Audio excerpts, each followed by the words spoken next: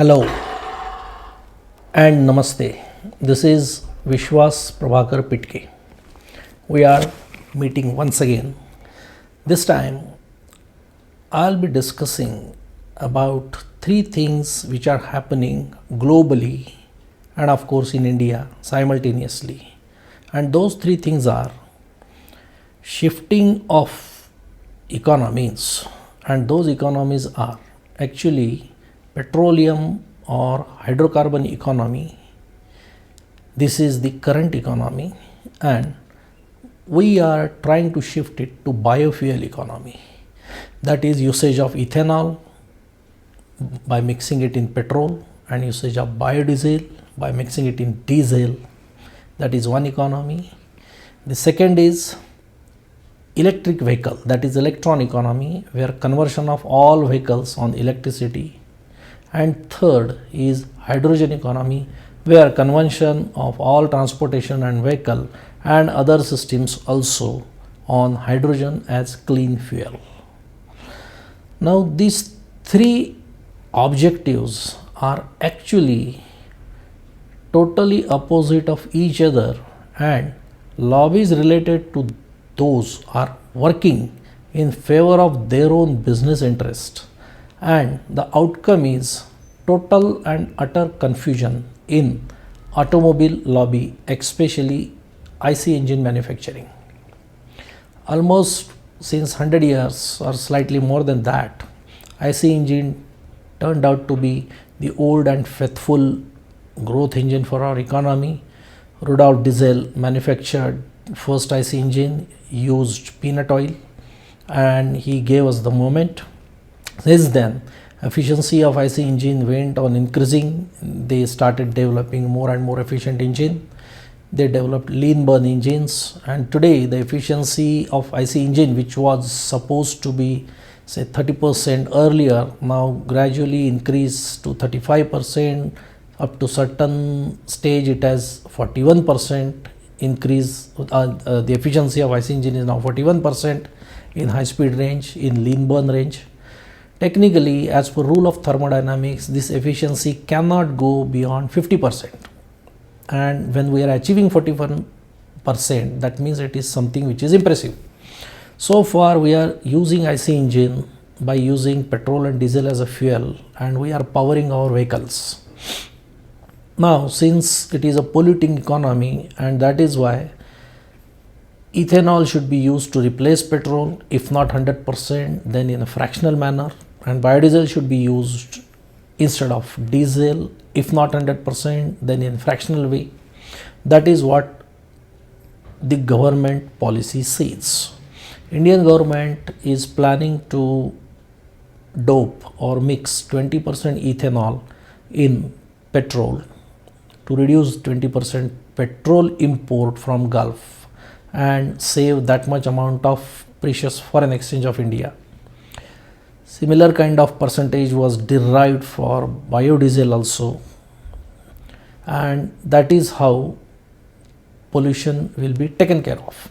This was okay because at least some kind of objective was given to IC engine lobby. Then they started working in India, and they changed the internals and some designs of their 100% petrol and 100% diesel driven engine, and made it suitable first for 10% ethanol dope, and now they were told to convert those engines for 20% ethanol dope and 80% petrol in engine, which they are making, which they can make, and that's not the issue.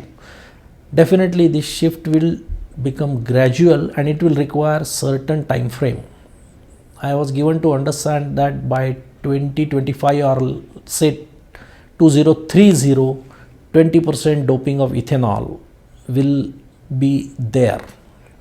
So this is a practically possible objective and logically correct.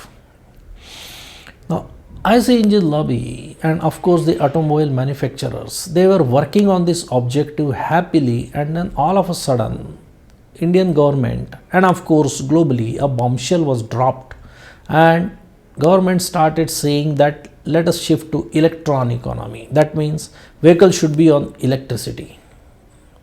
Now when vehicles should be on electricity, naturally passenger cars, then long haul trucks, then two wheelers, especially scooters and motorcycles, all will be required to work on battery. So electrical energy will be stored in battery, it will be given to the motor, and accordingly the vehicle will move.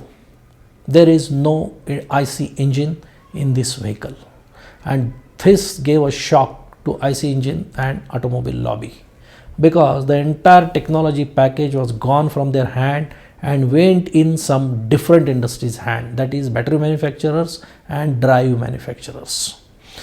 The issue is now automobile manufacturers are unable to understand which route they are supposed to follow. The issue is government themselves do not understand how to go ahead, because government is not in a position to understand the difference between electrically driven vehicle and battery driven vehicle. Technically, there are only three types of electrically driven vehicle, and those are: one, electric railway engine; second, electric metros or tubes or electric locals; and third, electric trams. These three vehicles, they essentially run directly on electricity without converting electricity into anything else. Whereas passenger car, then scooters, motorcycles, long haul trucks, which are working essentially on battery, are not called electrical vehicles. Those are called battery operated vehicles, BOV. That is because they need to charge with the help of electricity, then batteries store electricity, then the battery gets loaded in the vehicle, it gives power to the drive, and then vehicle moves. So this is basically a battery operated vehicle and not electrically driven vehicle. If government would have understood the difference between these two, they would have taken a more correct decision. This is because if we really see the directly electricity driven vehicle, then let us take example of India. I am having figures that in India 65,414 kilometers long railway routes are there. Out of this, 52,267 kilometer railway routes are already electrified by Indian government. This is equal to 81% of running kilometers of railway network. This is impressive job. So what is remaining is just 19% routes kilometers requires electrification. Objectively, there are 13,555 trains run daily on this route. Out of 13,555 trains running daily, 63% trains are fully electrified, which consumes 18 billion electrical units. That means 37% trains still require electrification, which requires 10.5 billion units of additional electricity. So, if India generates additional 10.5 billion units of additional electricity, we can electrify entire railway network, and technically we will not require more electricity than this, because every year number of trains marginally increase. Technically. Now suppose we decide to use this 10.5 billion additional electrical units to charge battery operated passenger vehicle or passenger car. The economics works like this, that generally a driver or owner of a passenger car travels 50 kilometers per day. Per kilometer charging is 0.2 units of electricity. So for 50 kilometer we will require 10 units of electricity daily. Now if one car requires 10 units of electricity daily, 10.5 billion units of electricity can charge approximately 2.9 million passenger cars only. This is just 80% of passenger cars which are annually manufactured in India. In addition to that, there are trucks, there are millions of two-wheelers, and there are commercial trucks. So we are talking about just a small fraction of entire automobile lobby, and that is consuming 10.5 billion electrical units, and these 10.5 billion electrical units needs to be added every year, unlike railway electrification, because every year India is going to manufacture at least so many passenger cars. So how do we account for this? Which is more beneficial? It is obvious that we should electrify railway network, tram network, and local or metro network. That is more meaningful and more economical. Now, if we really see that if we need to work our local or railway globally efficiently, then at least in India, and the picture may be same in other countries also, including Western countries, that 65% of our goods transport is on road, that is consuming diesel and petrol. In fact, it should be exactly opposite. 65% of our transportation, goods transportation, must be on rail.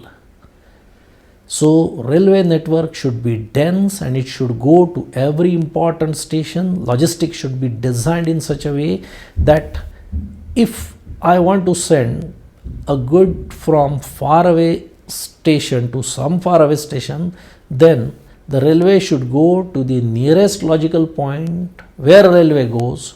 Then they should take off the container from the railway to the truck. This truck will be working on ethanol or biodiesel, mixed petrol or diesel. This truck will go till the approach road of village. It will not leave autobahn or highway. From that point, essentially goods will be transported on animal carts or bullock carts. Now, do not think this is not possible. In India, there are 20 million rural jobs which are essentially doing bullock cart transportation even today. Typically, there are almost 88 million draught animals in India. Draught animals are used for transportation, for haulage, because they exert power.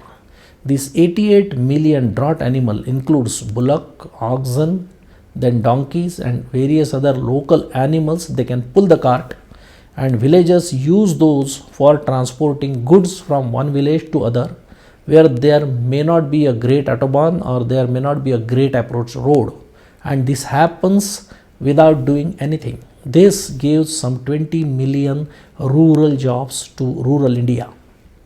Now, this can be used for last mile transportation in India and in other part of the world also. So essentially, electrified railway can take care of almost 65 to 70% of the transportation. Remaining 25 to 30% will be on biofuel driven trucks on road, and last mile or last 5%, 10% may be on draught animal driven cart. This can be a wonderful logistics, at least for a country like India. And I am using the word India because Indian population is equal to entire NAFTA bloc plus European community adding together. So it makes sense. This system can work nicely in other parts of the world also. So please think over it. Now, instead of that, if we are using that electricity for charging passenger vehicles, now what will happen? See, using electricity for electrification of railway will require just increase in the power plant capacity in any manner, renewable, non-renewable, that's all. Because electrification network is already laid, it is already working, it is already connected to the railway routes, or it can be just once, and then electricity should flow through it. That's it. That means governments needs only to go on increasing the power plant capacity to electrify entire railway network. Whereas if at all we want to bring this battery operated vehicle revolution on road, we need to do much more than that. First is increase the power plant capacity, and I mean go on increasing power plant capacity every year, unlike railway electrification. So increase in power plant capacity plus increase in mining of essential metals requires for manufacturing battery. That means loss of agricultural land and loss of environment, plus increase in chemical manufacturing, because batteries require not only metals, they require of course various chemicals also. Then the polluting manufacturing factories of batteries. Then battery charging stations should be installed at least at every existing petrol station wherever it is. Electrical network connected to that charging station, which may be there, may not be there. Plus battery disposal stations at various places. This is because some time down the line batteries are going to be thrown away, and these thrown away batteries are nothing but environmental hazard. So in a eco-friendly manner, metals or chemicals should be reclaimed or should be destroyed, and this infrastructure is non-existent in India and many parts of the world. This needs to be created. Then of course battery swapping, and then the battery sale, that's fine. The real thing is, after setting this entire chain in action, we need to send continuous electricity in the circuit. In case of railway electrification, just additional 10.5 billion electrical units may be enough. But in case of battery operated vehicles revolution on road everywhere in a country like India or other part of the world, continuously you need to increase power plant capacity, and continuously you need to feed even your rural feeders. In India, there are even B grade cities, and there are almost all C grade cities do not get electricity 24/7 for their own daily lighting and comfort kind of applications, and of course for agriculture application. If this is the case, why are you giving electricity for charging vehicles which is passing by and may not be even part of your local economy of or owned by a villager? Why do you think is it necessary? What is your priority level of electricity usage, at least in India? As far as I am concerned, it should be first to electrify every single household in India by ensuring them 24/7 electricity for both lighting and comfort. Equally 24/7 electricity available for agriculture anywhere in India, and then we should think of extravaganza like charging batteries. Without considering this, if we go on bringing battery operated vehicle revolution on the road, then it is a wrong usage of electricity, and this nation is not understanding. Electrification of railway is more efficient than bringing BOVs. Yes, if you want to bring BOV on the road, then there are only two types of BOVs which are more relevant, and those are pedal operated bicycles which are used by students and poor people, and pedal operated tricycles which are essentially used by very poor people for carrying passengers and goods. If we convert those on battery, then definitely we can increase their standard of living, we can increase their speed, they can do more business, they can save their labor In worst case, if battery goes down, they can pedal their own vehicle like before, and they can bring it at their home or at a workplace where a charger is already installed, because this kind of vehicle will not require specialized charger. Just home socket is enough or a power socket is enough, and that can be done by any individual. So the most relevant vehicle for India to get electrified, or I mean to use as a battery operated vehicle, these are only two vehicles. One is bicycle and three-wheeler tricycles. That should be considered first. That is not happening, and it is a matter of grave concern. Now, this was, as if this was not enough, India dropped another bomb on this automobile lobby, and this time it was hydrogen driven vehicle. Why? Because hydrogen is the latest fancy. Why? Because hydrogen is an environment friendly fuel, because when it burns, it gives only energy and at the most water, but no pollution. However, nobody knows how hydrogen gets manufactured. Hydrogen is of course naturally not available anywhere in nature. We need to derive hydrogen from petroleum products only, or maybe from electrolysis. Now, I will be talking about hydrogen in very less manner in this particular info video, because I want to prepare a separate video on it, giving lot of data and lot of technical matters. So I will be just giving you overview of hydrogen. Hydrogen is getting manufactured either by natural gas, that is CH4, by removing C out of it, or by coal gasification by removing C out of it, or by electrolysis of water by using electricity. Now 91% of hydrogen which is being manufactured is from natural gas currently, and it is not clean, because how do we manufacture hydrogen? We remove C from CH4 and sell H as clean fuel. What do we do with this C? Earlier this CH4 as a natural gas we used to use as a main fuel as a part of hydrocarbon economy. Earlier, or even today, our economy is based on burning of the C in the form of CH4 or C in the form of coal. So energy carrier, or rather energy, was C and it was never H. But now what has happened due to the advance of biofuel and renewable energy, petroleum lobby is coming under threat, and they have understood that their days are getting over.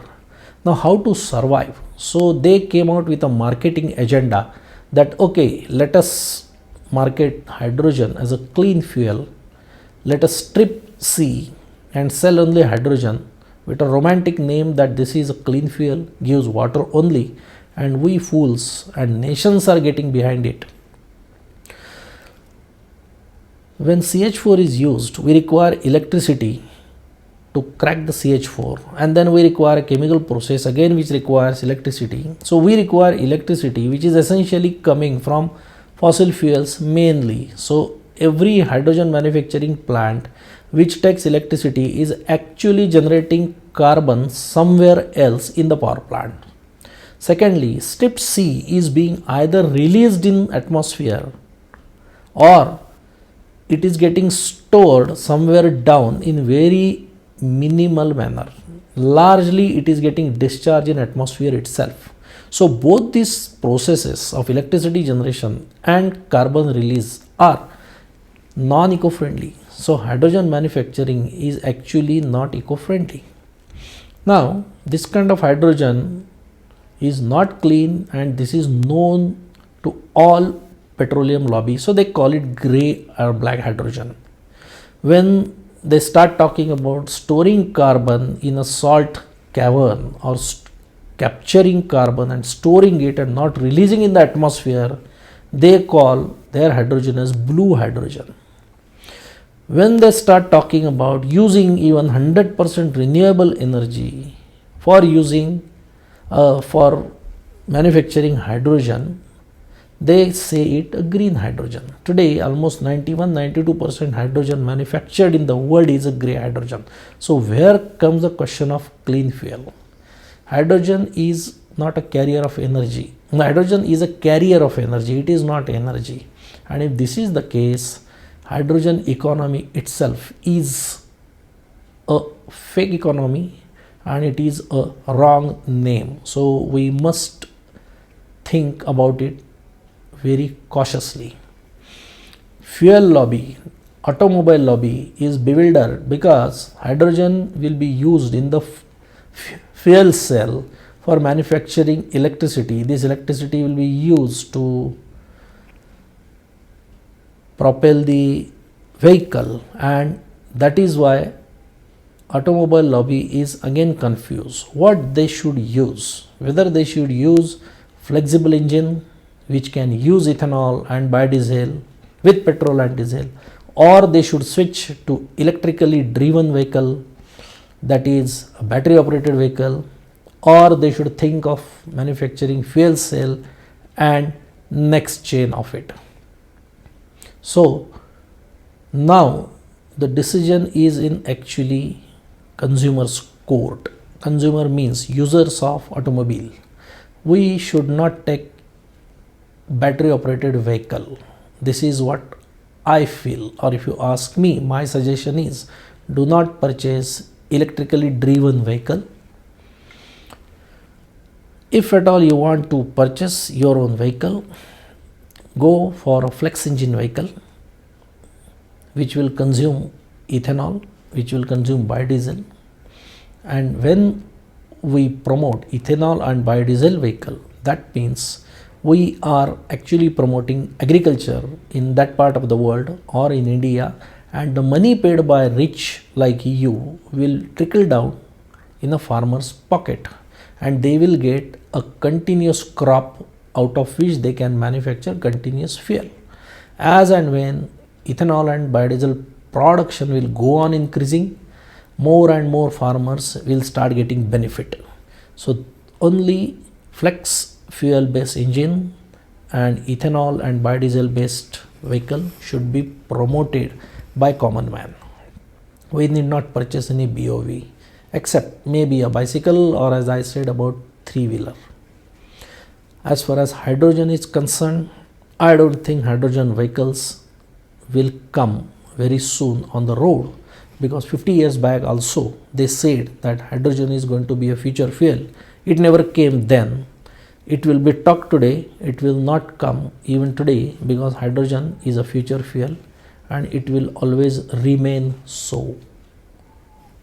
You must have understood the catch in my statement, that it is not going to happen, and definitely not so quickly. So this is how my overview about 3 types of economies: biofuel, electron economy and hydrogen economy. Now we need to discuss and know more about hydrogen, because as I said, it is a vast subject and should be understood in detailed way. So after this info video, I will be making a separate video only on hydrogen, just to confirm that how hydrogen economy is a misnomer, why it is wrong and why it is just a hype. Till then, let me know your comments. Thank you very much. This is Vishwas Pitke.